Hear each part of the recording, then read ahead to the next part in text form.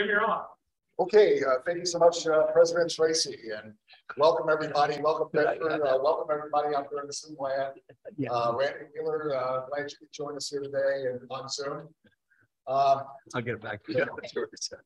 A month or two ago, Bob Hammel was reminding me that the 50th anniversary of the Munich Olympics was coming up from back in 1972. At that time, a 35-year-old sports writer, young and perhaps a little green, was selected to go to Munich, Germany to cover the Olympics. And what an Olympics it was. It was a special moment in history.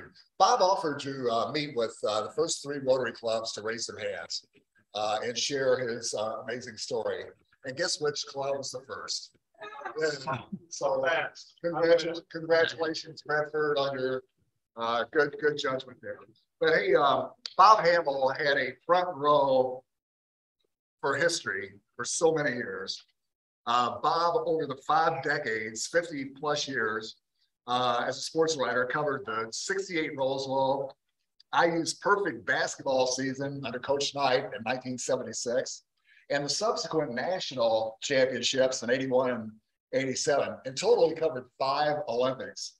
He received many awards and accolades, and I think Tracy and the team have sent those out to you. He's authored 14 books, including, you want to hold that up, Bob? His memoir here. And Bob brought with him today 5 copies. Won't auction those off, but he'll sell it to you at cost $25 for anybody who wants one. And he'll be happy to autograph those for you. But Bob has also written 6 books on IU and Coach Knight. And I know Rob Moore over there brought one with him today to get it signed. And I think some others that had books for him to sign. And he wrote 2 on the revolutionary Cook Group founder and billionaire Bill Cook, who, as you know, paid to have those wonderful hotels down at French Lick restored, among other things. In 2020, for Bob's amazing life, Bloomington Rotary selected Bob as the 6th recipient, 6th honoree of our Bloomington Rotary Toast. And coincidentally, I was there when you all honored Bob Bridges, Bob's counterpart at Times Mail. And they are the best of buds. And it's unfortunate that Bob's not in particularly good health and is unable to be with us here today. But with that, just a little bit on the format, I'm going to set my timer for 21 minutes, and it's going to chirp, and we're going to call a timeout then. We're going to open it up for your questions. So be thinking about the good questions that you want to ask Bob Hammel here today. So again, thank you in advance for your attention. Before, I guess with no further ado, it's my pleasure to introduce and welcome an Indiana legend, Bob Hammel. I thought I would just ask first a few questions here, and we'll tick through these. I'll start my clock here. But first question, Bob. We were talking on the way up here about how Bedford is a very special place to you. What is it about Bedford? Why do you feel that way? Well, as all of you know, there was this natural partnership between the Bloomington and Bedford papers that I inherited when I came here. So it was always my, from the beginning, this was, I'm talking October of 1966, it was a second hometown because Bloomington was it, but on Sundays I came into all your living rooms, and it was so we were friends. And Jim mentioned Bob Bridge. I didn't have a closer friend in the newspaper business than Bob, and I think he was a really, really talented representative of his community, and captured that in his columns very, very well. And I know he's not particularly well today, and I wish him the best because he's a really true dear friend. But I felt I had a lot of good friends in Bedford. Danny Bush was when I first came here. He was playing at Olynyk and with Larry Lamb on a team that went undefeated, and it was a great team. And I didn't come down to cover him. I came down to see him 2 or 3 times in my earliest years there, and then got to know him really well as he became a coach. And I really love Danny Bush. He's a terrific person. I understand they're having some program honoring him in a few weeks, and if I could make it to that, I'm going to try to do that because I have a terrific amount of respect for him.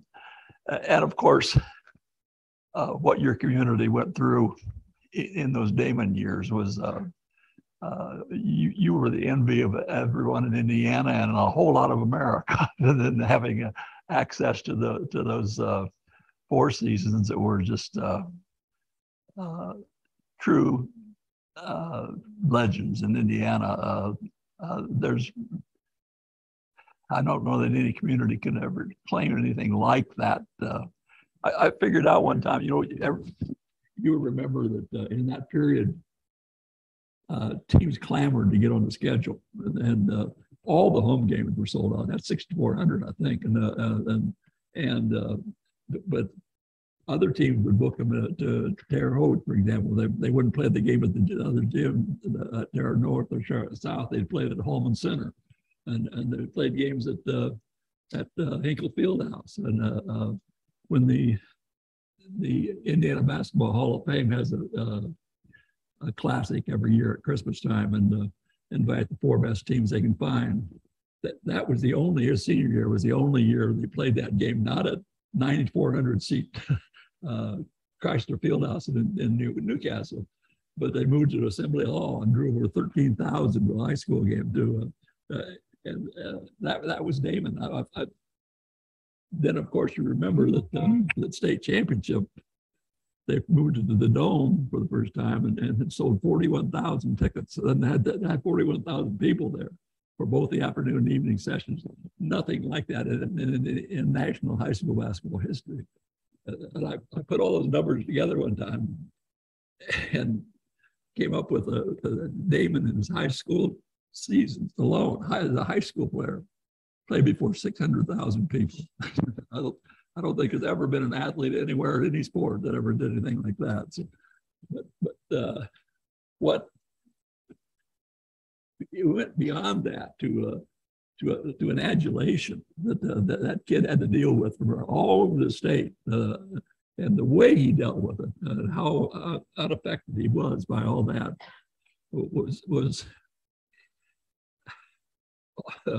almost as impressive to me as what he did on the basketball court, because any kid, any teenager can have his head turned pretty easily, and it wasn't even close with Damon. He handled that so well, and it reflected wonderfully on him, of course, but also his parents. So I think they deserve an awful lot of credit for the young man they produced, and I think you as a community deserve some credit there too, because you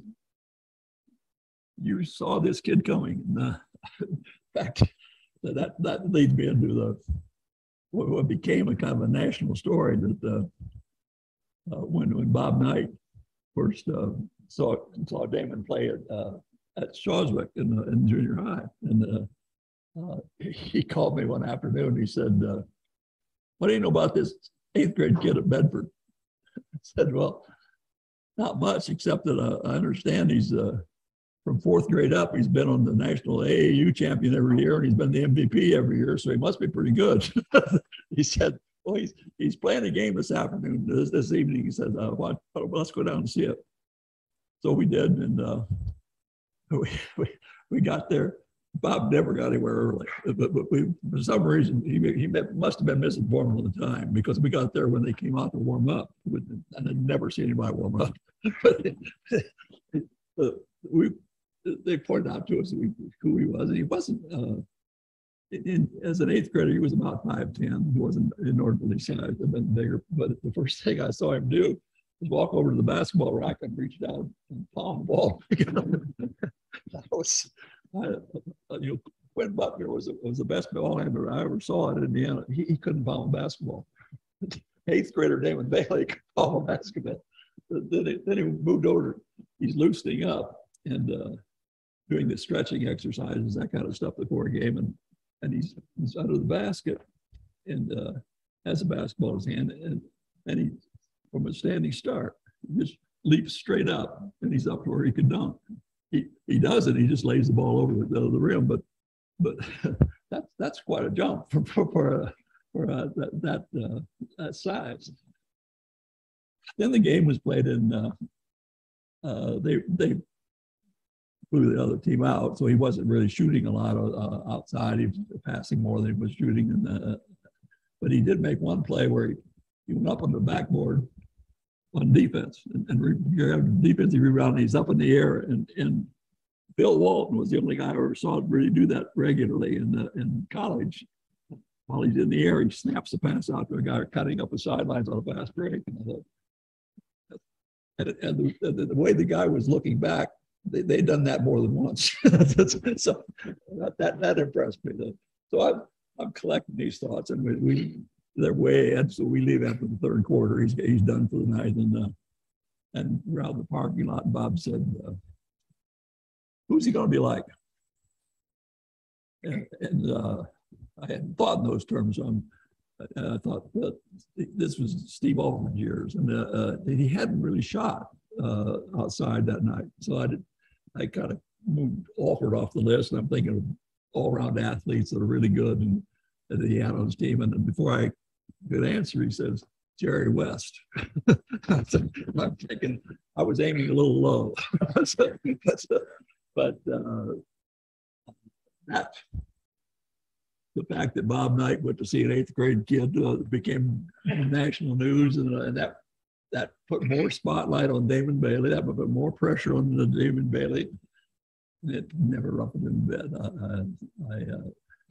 I have tremendous admiration for every element of that 4-year period, including Danny Bush's coaching. It was. I'm sure each of you was a little bit ahead of me, but I was really, really happy to see them win that state championship. I think it was a perfect crowning of a perfect career. Thank you, Bob. And let me know if anybody has any troubles hearing. We'll try to pump up the volume, but thank you so much. 1972 Olympics, covered by Los Angeles Times, New York Times, Sports Illustrated, newspapers in London, Tokyo, all over the world. And the Bloomington Herald Telephone?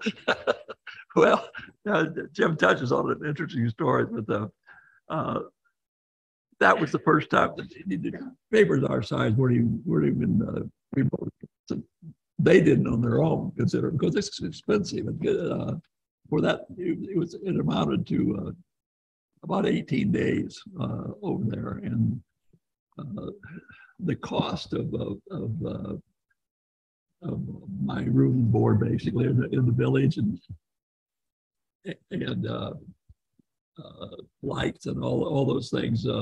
It cost about $7,000, which was our small paper. That was essentially the news budget for the whole year. So they put all that to send me to Munich because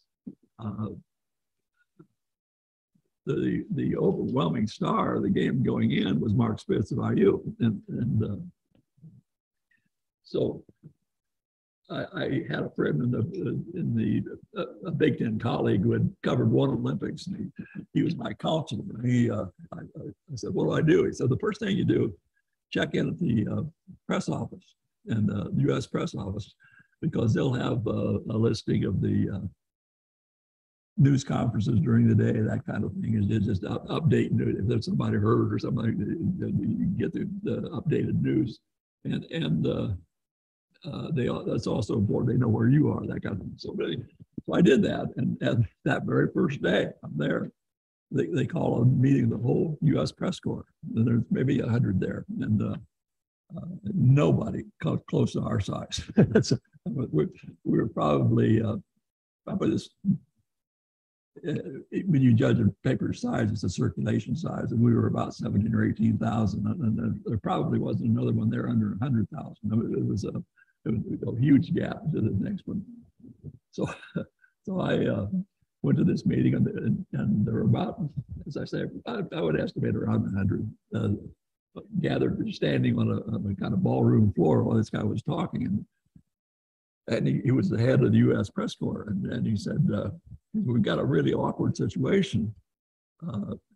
Normally, swimming was not a big priority item in coverage. Track was by far the biggest thing that most papers went for. basketball was a big deal. But then swimming would come down the list. Well, we were asked in advance, a year in advance, to give our priority sports for those for that Olympics. And apparently, I was one of the rare ones that actually put swimming first, because I knew what Indiana had and what how they're going to be represented over that with Spitz and several others. And so when he made the announcement that they had, he said, for the first time, we're going to have to, we have way more requests than we have credentials. So we're going to have a lottery every day. And if you win the lottery, you get a ticket. Otherwise, you sit it out. I'm sick because I think I put all this money to send me over here. I'm going to watch it on TV. And he said that he continued. My head's down. I'm really sick. And he keeps going, and he says, except for 4 papers that will have permanent credentials for the swimming, and that's the New York Times, the Los Angeles Times, the Washington Post, and the Bloomington Herald Telephone. And I kind of blinked. Did I really hear that right? I knew I did, because I looked around and guys I knew from the Chicago Tribune and the Boston Globe and the Dallas Morning News are looking like, what? That was the Spitz phenomenon, and it continued through the Olympics, and it was spectacular. Explaining this pamphlet, that all fit into it, because my regimen was to send back copy through Associated Press, with 9 U.S. newspapers had come together to lease a special wire with sending back by Western Union. There was no electronic transmissions, and sending back that way would have been prohibitive in cost. And so we leased this wire together, and by now my editor's feeling a little pinched on the budget, so he had to declare in advance how many words we were sending back a day, and he put us down for 800 words a day. Well, Spitz,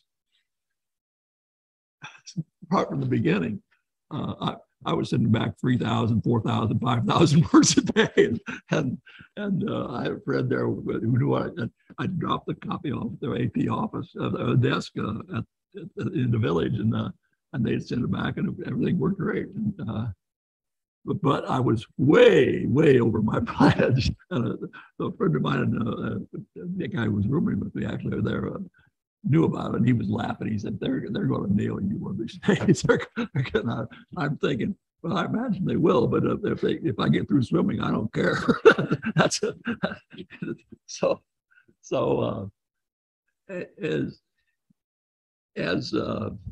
that in about 3 weeks, you're going to start seeing a lot of news on the 50th anniversary, the golden anniversary of the Munich Olympics. It's all going to focus on the terrorist attack on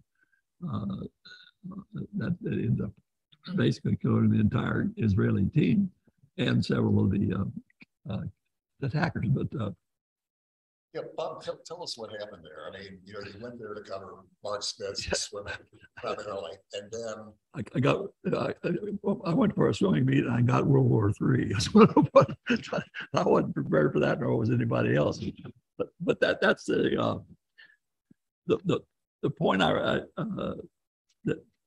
occurred to me 40 years later, in retrospect, and looking back on that, was that actually was not just my introduction and America's introduction, but the whole world's introduction to terrorism. We weren't ready for that. We had no concept of that. And my proof of that is the way it was handled at Munich, because Mark won his 7th gold medal. The previous record had been 4, so he had a phenomenal Olympics. He won 7 events, and they set 7 world records, and it was beyond anything ever achieved in any form of athletics at the Olympics at that point. And the night of his 7th gold was the night the terrorists came over the fence and went to the Israeli, shot their way into the building where the Olympics, the Israeli team was, took them captive on the floor, and started negotiating. The police knew this happened about 3 o'clock in the morning. The police knew about it, and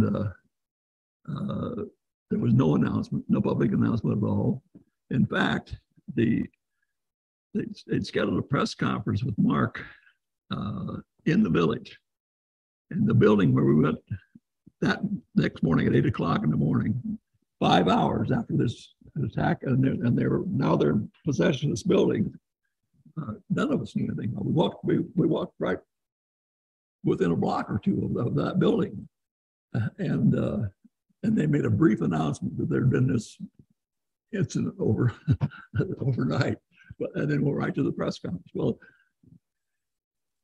Mark Spitz happened at that moment to be the most prominent Jew in the whole world, and it would have been very easy for them to go for him it would have been probably more powerful in an international spotlight had they grabbed him, and they could have easily, because it was the security was minimal at that point. But they brought him in, and he knew about it by now, and they went ahead with a press conference. They had a guy in front of him, a guy behind him. The whole room was much bigger than this. And it had maybe 200 seats, but about 4 deep all the way around were other journalists that were waiting on that, because this is the only press conference he gave in the whole Olympics. And naturally, the priority at that point, especially for him, was getting out of there alive. They didn't know that all the terrorists were in that building. They could have been spread out in the village. They could have been in this group that stepped out with a gun any moment. But he answered about 3 or 4 questions very quickly, and he got him out. Well,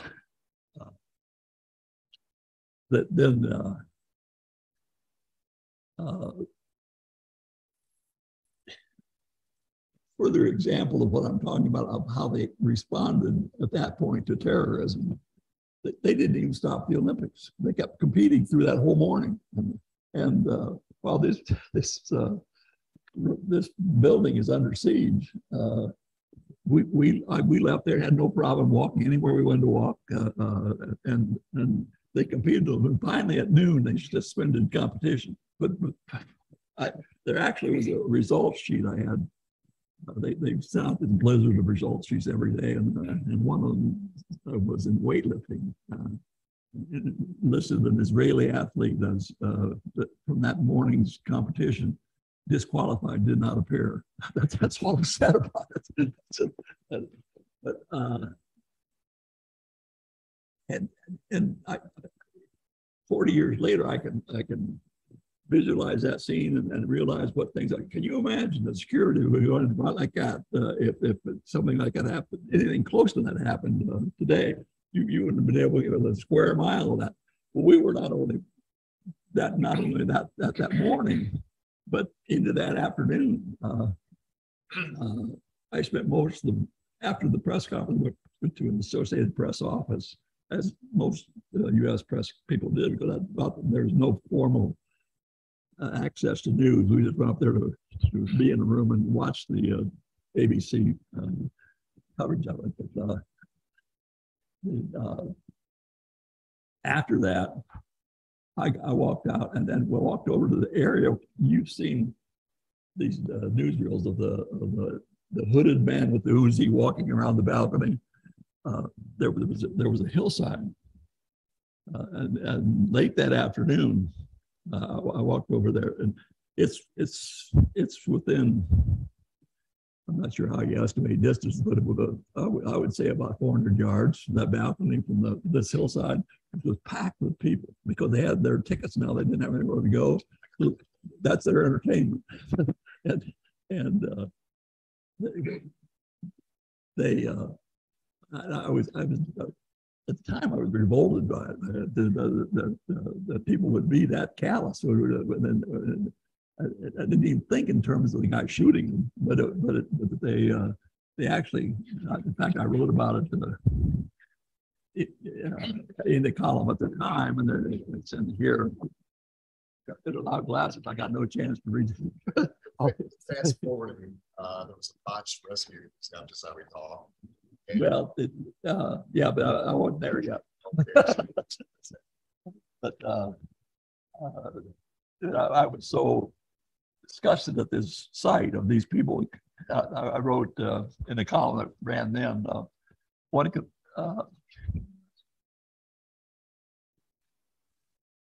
We're going to have time in a minute for one more question for me, and then we want to hear your questions. Spectators by the thousands, their evening entertainment tickets no good because 12 hours after an act of murder and kidnapping, somebody of authority decided to stop playing for a while. Spent their idle time like picnickers in a park. They perched on the hillsides looking into Building 31. In such numbers, they must have looked like a colorful wave of alpine flowers to any frightened eyes inside their building. Eyes that knew the waving color out there wasn't floral at all, but clothing for human bodies with eyes that looked back at them and their plight as a dull evening's saving entertainment. A lot of conversational folks will go back to America and France and Brazil and tell their friends casually, yeah, I was right there. I saw Building 31 when they were in it. Downright gay about it. They were carnival-like, I thought. All they need is a vendor with a cotton candy. Now, I got to go back to my word limit. And I wrote that was in part of the stuff that I took over to AP the next morning to cover it. And always when I handed it to the lady at the desk, she would just take it and nod, and that was it. And she took it that day and she said, "Oh, you're Mr. Hammel. Mr. Johnson wants to see you." Mr. Johnson was the head of the whole AP operation. And my friend was with me and he said, "Here it comes." And I did too.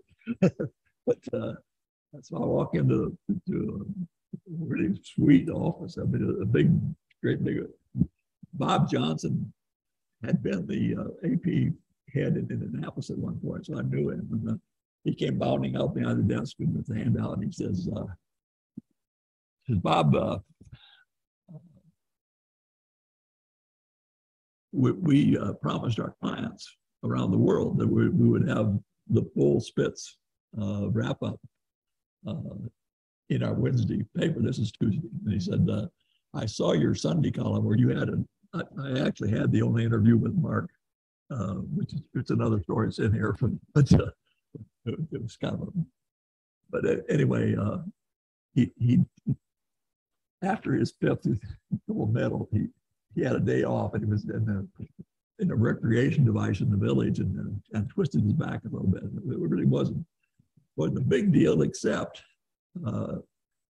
even the very best athlete, if he loses 1%, a pack because it comes up and they're right there with him. So they gave it full-scale treatment under, which meant 40-some minutes under a heat lamp when he had nothing to do.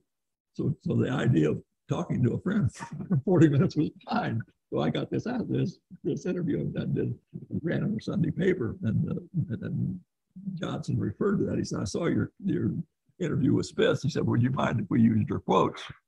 He said, "We'll attribute it to your paper, of course." Well, the plot of the Bloomington Herald Telephone being quoted in London and Bombay and all around the world was pretty staggering. So of course I agreed. But my friend was standing out as we leave the room. Bob Johnson arms around me and he says, "Bob, now if there's anything we can do for you the rest of the little limits, you let me know." So I didn't worry about little limits the rest of the way. But anyway, yeah, no, thank you, Bob. And I was going to ask you about that Mark Spitz interview, but I think somebody else probably will. But as you just heard, the chirper went off, and so I went over to them for questions that any of you might have for legendary sports writer Bob Hammel. Rob Moore. Hey, everybody knows you're close to Coach Knight. I'm close to as any media person would have with Coach Knight. Do you have any story that would illustrate a relationship you had to Kate? Relationship there. But actually, had I not told her the Damon story, it would be one of those. Yeah, we were and still are pretty close. And I think most of you know that Bob is not well. He's 80 now and aging. But we still, my wife and I go over and have dinner with him and his wife at their place. We pick up something in one of the restaurants every Sunday night, every Wednesday night. So I'll be going with her tonight. And we literally went around the world together. So we went a lot of places and had a lot of. I was thinking not too long ago of how many national and even international figures I as a very, very small town newspaper guy got to know, and I could call and I would say more than half and probably 2/3 of those were through Bob Knight. The people who wanted to get to know him and were around him, were influenced by him, affected by him, was astonishing. That spun off to me as a little town newspaper. We became pretty big all of a sudden. But an awful lot of that was the prominence is an understating word that Bob Knight had in national and international basketball. You've seen how basketball has grown through Europe and all these countries that are now supplying the NBA. That dates back to Bob Knight and Dean Smith going to Europe in summers to have clinics and teach. The international coaches would come here to Indiana and watch practices and talk with him. And the two of them were, and I think Bob actually a little more than even Dean, but they were the reason why international basketball is where it is today. They planted that seed and it just grew. Rob was asked about Gene Katie, and I know you shared a story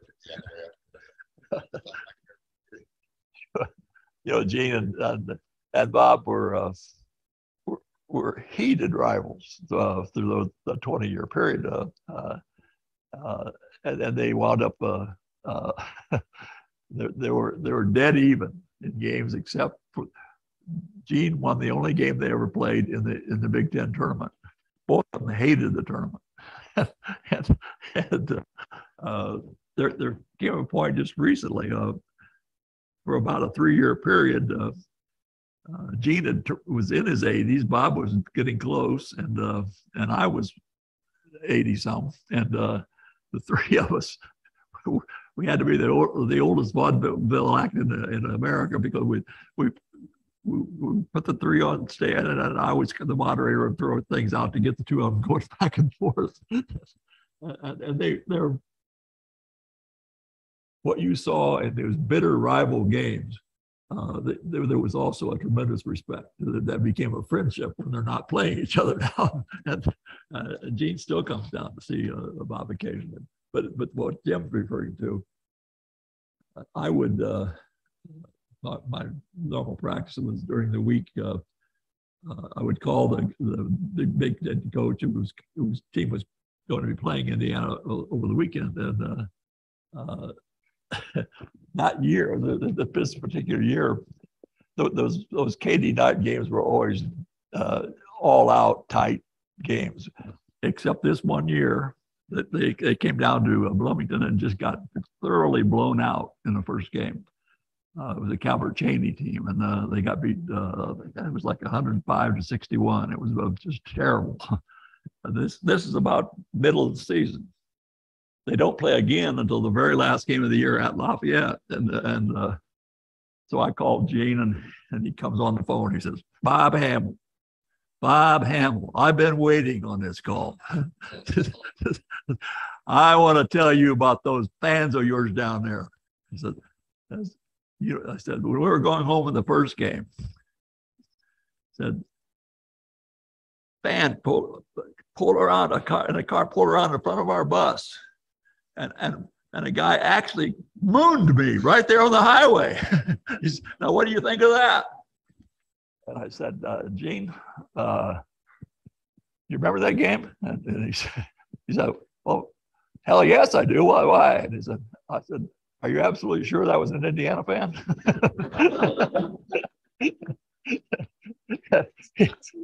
he broke up and we had our conversation. But it was I didn't change his mood. He was needling from the beginning. It wasn't as if he was angry. Really, it was a false anger, but it was an interesting relationship. Let's see, Debbie Hicks. Your thoughts, predictions for the upcoming basketball season? Well, I have no inside thoughts. I love Mike Woodson. He was one of my favorite players there. And